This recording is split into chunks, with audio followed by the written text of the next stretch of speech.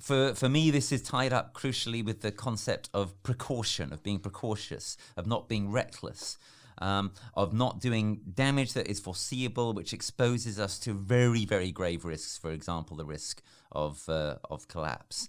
And this is summarized in philosophy and in international law through the idea of the precautionary principle. And what the precautionary principle says basically is, if you're doing something which is potentially very, very risky, then you don't need to wait until all the evidence is in to decide to stop carrying on doing it. You should stop carrying on doing it ahead of that, because by the time you wait for all the evidence, it could well be too late, right? So that's foresight. That would be foresight. Surely we know all these principles. We understand all of this. We just have to learn how to apply it. Now, you ask, but isn't it too late? Haven't we already failed this test?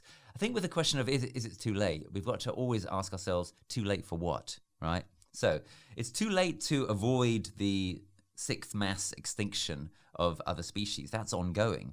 It's not too late, however, to stop that mass extinction becoming as catastrophic as some of the previous mass extinctions. For example, the late Permian mass extinction, where 96% of species on Earth were rendered extinct. So it's too late for one thing, but not too late for the other. It's too late to avoid dangerous anthropogenic climate change. It's too late to avoid the kind of climate chaos we're already seeing in the last few years, which of course is one of the main reasons why so many people are now, thank God, finally waking up. It's not too late to stop that climate chaos from spinning away into runaway climate change, for example, where we escalate through 3, 4, 5, 6, 7 degrees of overheat. It's too late, and here's a slightly controversial claim, but I think only very slightly. I think it's actually very, very clear if you're willing to open your eyes.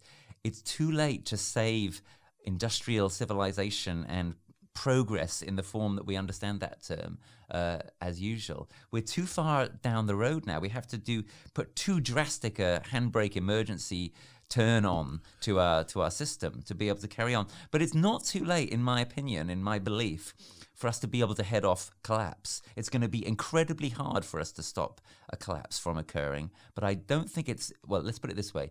I don't think the evidence is in that it's too late for that. I think for all that we know, we might still just be able to do it. It is going to take an enormous, unprecedented change. It's going to be like a wartime mobilization, and this time, as you say, in a way, the enemy is one that we cannot see, but in another way, we are starting to see the enemy quite clearly. And I'm not just referring to Trump and Bolsonaro and Johnson and so on. I'm referring to the way that our weather is spinning out of control. I'm referring to the way you can see now the destruction in the Amazon and in the Central African forests and so on. So we are at a really horrendous moment in our history, but also a moment where I believe that there is genuine hope, because there are various things that it is not too late for, but we have to be honest about the things that it is too late for. We have to be ready to give those up. We have to be ready to relinquish them. And among the things that's going to be very challenging for us to relinquish, we have to relinquish the fantasy, for example, that we can carry on growing our economy and still be able to survive and avoid collapse.